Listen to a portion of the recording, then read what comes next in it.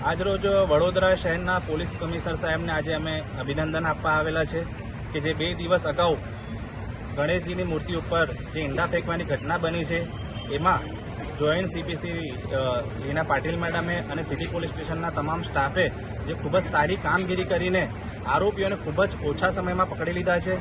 બીજી વસ્તુ અમે કમિશનર સાહેબને એવી પણ રજૂઆત કરી છે કે આની ઊંડાણપૂર્વક તપાસ કરવામાં આવે કે આ જે 3 લોકો છે એમાંથી એક સગીર છે, એક મેન્ટલી ડિસ્ચાર્જ ટાઈપ છે અને ત્રીજો એક યુવા વયનો છે. એટલે આ લોકોને કોઈએ ઉકસાવીને શું પૈસાની લાલચ આપી છે કે બીજી વસ્તુની લાલચ આપીને કે આવનારું કોર્પોરેશનના ઇલેક્શનમાં આવા બનાવથી કોઈને ફાયદો થતો હોય કોઈ રાજકીય પાર્ટીને એવા પ્રયત્ન કરવામાં આવી રહ્યા છે.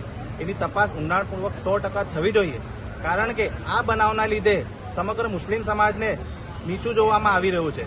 હું કહેવા માંગીશ કે મુસ્લિમ સમાજ આવા બનાવનો સખત શબ્દોમાં વિરોધ કરે છે અને જ્યારે બનાવ બન્યો ત્યારે પણ સમગ્ર મુસ્લિમ સમાજના આગેવાનો પોલીસ સ્ટેશન પહોંચી ગયા હતા અને એમને પણ પોલીસને એવું કીધું હતું કે આ બનાવમાં જે કોઈ આરોપી ઇન્વોલ્વ હોય તેને કડકમાં કડક સજા કરો, એને રસ્તાના વચ્ચે લાવીને સજા કરો. કારણ કે મુસ્લિમ સમાજ આવા કૃત્યને કોઈ પણ પ્રકારે સ્વીકાર કરે એવું નથી. કારણ કે મુસ્લિમ સમાજ એ ઇસ્લામને અનુસરે છે અને ઇસ્લામમાં પણ લખેલું છે કે તમે બીજાનું ધર્મનું સન્માન કરો, પોતાના ધર્મને માનો, પરંતુ બીજાના ધર્મનું અપમાન ના કરો.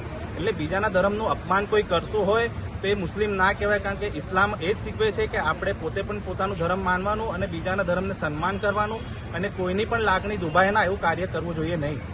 તમારું નામ? એડવોકેટ જુનેદ સૈયદ. ગણેશ ચતુર્થીની શુભેચ્છાઓ.